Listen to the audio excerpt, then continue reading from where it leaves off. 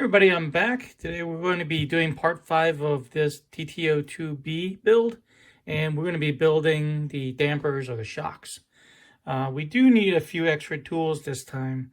I have a gunsmithing block here to hold the shock bodies when we're putting the damper oil in, and this will also come in handy when we're screwing these on. And if you do not have a pair of these are shock pliers specifically made to hold the piston while you work on them. If not, the manual suggests that you use a regular pair of pliers with just a little square of paper towel to protect it. So that's what we're going to be doing today. Before we get started, I wanted to point out, because I had trouble finding it myself, I want to point out where one of the parts that we need is. Part V11 is actually this piece right here, in case you were looking for it. I had a hard time finding it. I actually had to go to the back of the manual and look at the parts tree diagram, and I found it there because it is not, it is actually labeled 11 right here, but it's hard to read. So that's the piece right there. Okay, we're going to start by opening the bottle of damper oil and get that ready. And we have a body right here. We need to insert 2 of these O-rings, and we need to also lubricate them. So I'm just going to put a little dab of oil. This helps with the seal with the piston. So I think that's going to be good, and we're going to screw on the bottom.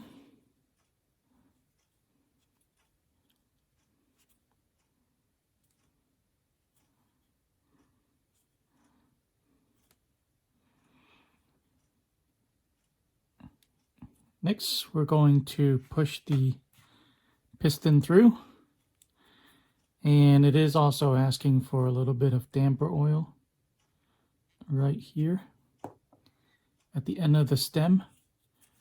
We're going to push those through, and we're going to put on this V11 spacer, and we're going to screw on this end here, and this is where your pliers are going to come in handy. So I'm going to hold it with the pliers,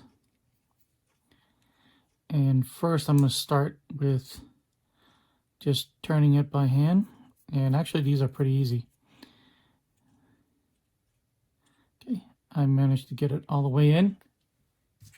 If you have trouble and you need extra leverage, you can always put a hex driver in there and turn it with that, but doesn't need it for this one. So there you go. There is one part done. Let me make another one and we'll flip the page. So here's the part where it takes a little bit of knowledge and experience to build. So next step, we're going to fill this damper body with the damper oil, and we're going to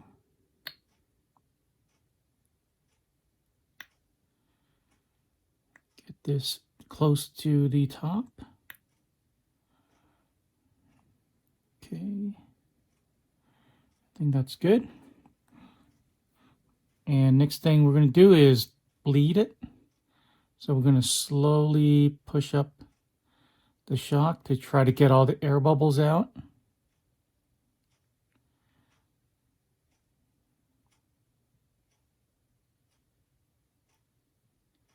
All right, the next step is actually to let it rest and let the bubbles actually escape. So give it 10-15 minutes for each set, and then we'll take the next step.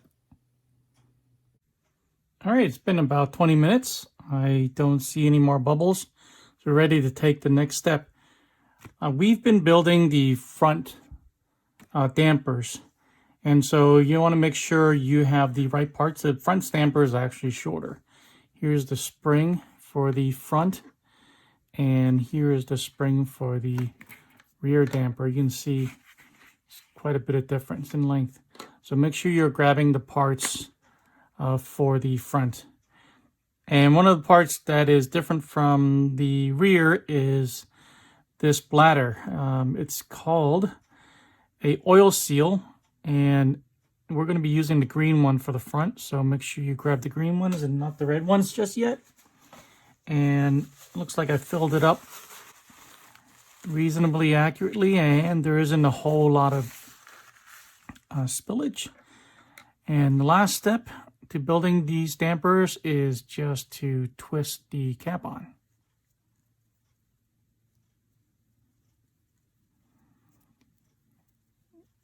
And we're done. And when you're twisting it on, you want to make sure the damper, the rod here is fully extended. And they're working just fine. Let's do the other one.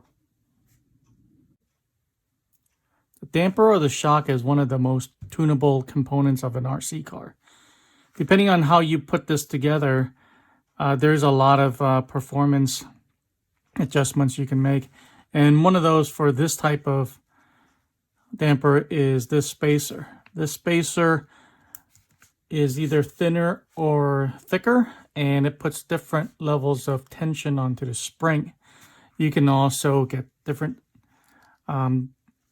strength of springs. You can change the viscosity of the oil. You can adjust several other things on the shock to make it behave a certain way, including where you locate them on your buggy here, and I'll show you that in a second.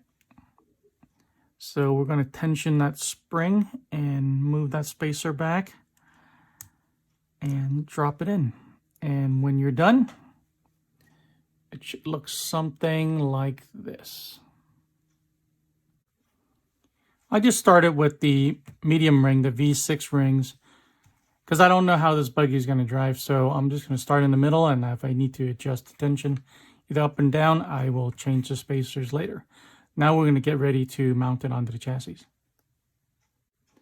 Mentioned earlier, you can mount the shocks in different positions.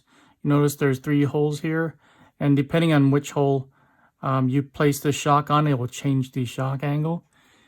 I found a very clear, well-explained video on shock angles and how it relates to the performance of your truck. It's by one of my favorite RC channels, Razor's RC, and I'll put a link in the description. Watch that video, it's very informative on how you can tune your dampers in the future. Another thing I want to mention is Tamiya has a lot of hop-up parts. If you really want to get into tuning this buggy, they make a carbon fiber damper stay or shock towers for both in front and back. It is a little bit pricey as with all Tamiya hop-up parts, but since it's carbon fiber, there's different holes. So you are going to get different hole positions in the front and back, and for more tunability. So if you're interested in that, I'll put a link as well in the description. All right, it's really straightforward. Now we're going to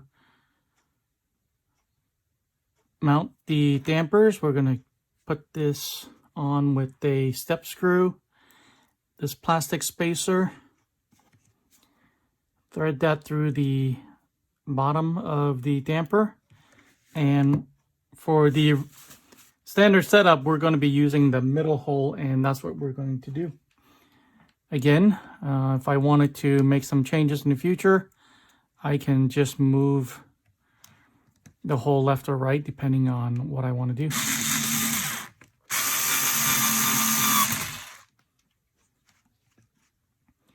And same step at the top.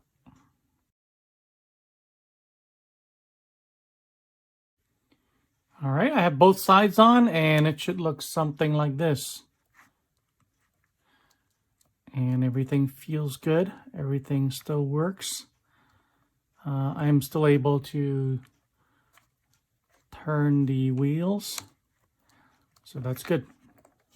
Now let's build the rear shocks and dampers and mount them onto the chassis. All right, the rear dampers are almost exactly the same, except the shock body is a little bit longer, the piston's longer, and if you notice, the X3 is on the outside and the X11 spacer's on the inside. And X11 is right here, and that's X3 in case you were looking for it. Okay, let's get started. All right, we're going to start it the same way. Going to push 2 O-rings in there. Drop a little oil. Push the second one. Put that in there. And we're going to close it up.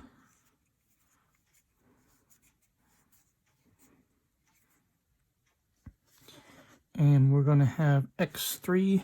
We're going to put a little bit oil on the piston first. And push that through. Oop, almost forgot. X11 is the inside. In case you were wondering, both spacers basically limits the travel of the damper, how far it can travel up and down. So the one inside restricts how far it can extend, and this one on the outside would limit how far it could travel, squeeze together. So the next part is here, which is the same as the front. And you know what? You really don't even need pliers for this. Maybe for the last 2 or 3 turns you do. All right. Just like that. Now, same thing, we're going to fill this up with oil.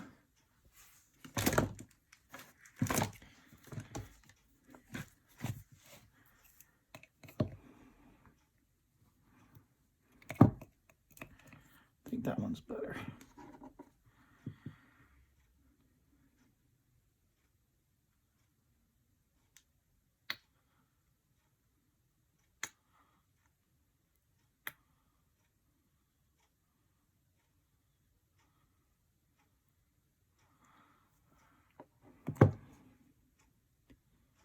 I'm going to slowly raise it in. I think you can see the bubbles coming up.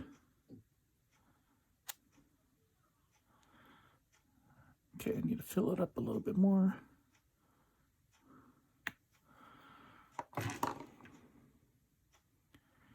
You can see those bubbles coming up.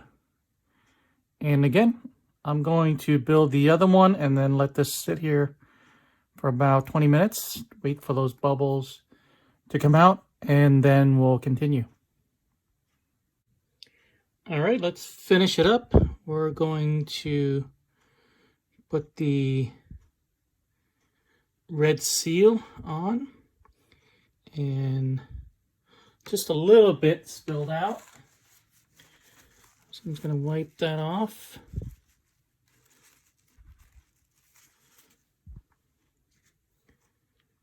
And close this.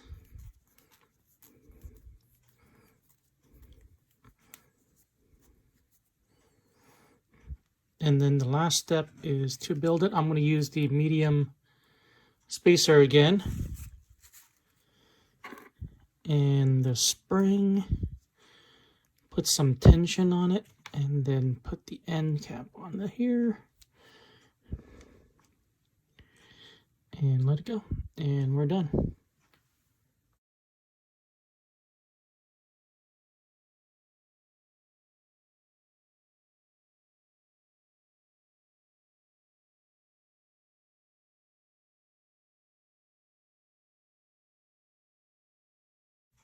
All right, when you're done, it should look something like this. And again, make sure you still have full range of motion on both sides and everything kind of just settles and droops correctly, evenly on both sides. So that's it for today. We finished the building the dampers and installing them. The next step is going to be the steering links, and then we're going to get into electronics. So I think that's what we're going to do. We're going to do the steering and then install the servo and then see how far we get from there. But thanks for watching. Drop a like for this video, and if you haven't subscribed already, please do, and I'll see you guys in the next one.